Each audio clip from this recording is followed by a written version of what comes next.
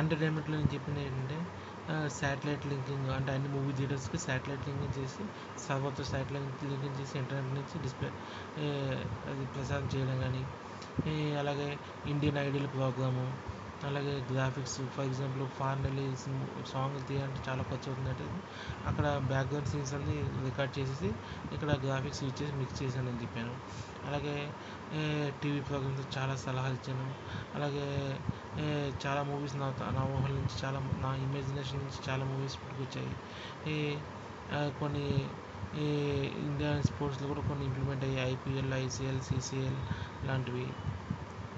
అలాగే IBL, private TV channels, TV news channels, short films కానీ, KV కాన్వెనర్ కోటిపత్తి programme కానీ, sub title text for other language movies కానీ, అలాగే celebrating audio launching event greatly బాగా గొప్పగా చేయండి అని చెప్పాను.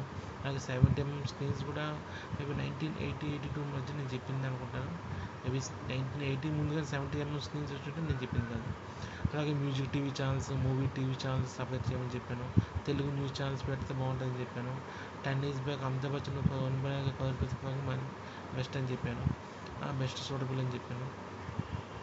అలాగే Comedy Circus program, Indian Idol program, Dance India Dance program, So You Think You Can Dance program, morning time yoga and health tips programs, afternoon cooking programs, National Geographic ఛానళ్ళు, sports ఛానళ్ళు, Cartoon Network channel, cable networks, Discovery ఛానళ్ళు. So ఇవన్నీ నేను చెప్పిన వచ్చింది.